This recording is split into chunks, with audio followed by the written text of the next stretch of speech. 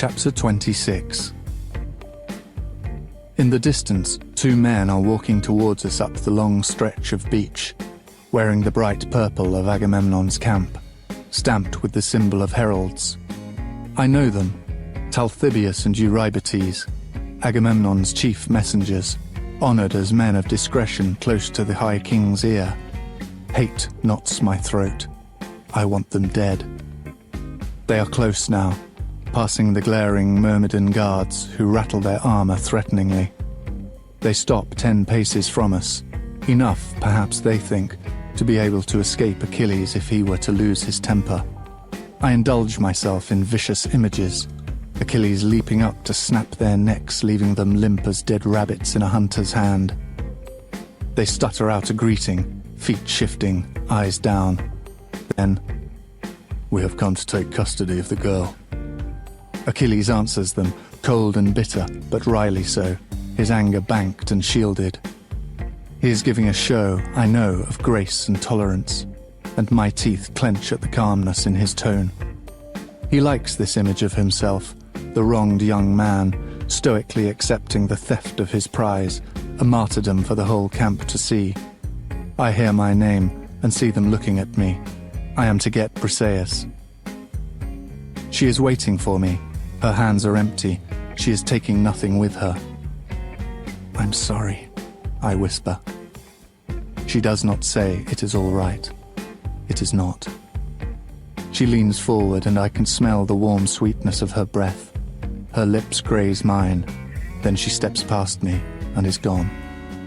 Talthybius takes one side of her, Eurybates the other. Their fingers press, not gently, into the skin of her arm. They tow her forward, eager to be away from us. She is forced to move or fall. Her head turns back to look at us, and I want to break at the desperate hope in her eyes. I stare at him, will him to look up, to change his mind. He does not. They are out of our camp now, moving quickly. After a moment, I can barely distinguish them from the other dark figures that move against the sand, eating and walking and gossiping intently about their feuding kings. Anger sweeps through me like brush fire. "How can you let her go?" I ask, my teeth hard against one another. His face is blank and barren, like another language, impenetrable. He says, "I must speak with my mother." "Go then," I snarl. I watch him leave. My stomach feels burned to cinders. My palms ache where my nails have cut into them. I do not know this man, I think. He is no one I have ever seen before. My rage towards him is hot as blood. I will never forgive him. I imagine tearing down our tent, smashing the lyre, stabbing myself in the stomach and bleeding to death. I want to see his face broken with grief and regret. I want to shatter the cold mask of stone that has slipped down over the boy I knew. He has given her to Agamemnon, knowing what will happen. Now he expects that I will wait here, impotent and obedient. I have nothing to offer Agamemnon for her safety. I cannot bribe him, and I cannot beg him. The king of Mycenae has waited too long for this triumph. He will not let her go. I think of a wolf guarding its bone. There were such wolves on Pelion, who would hunt men if they were hungry enough. "If one of them is stalking you," Chiron said, "you must give it something it wants more than you."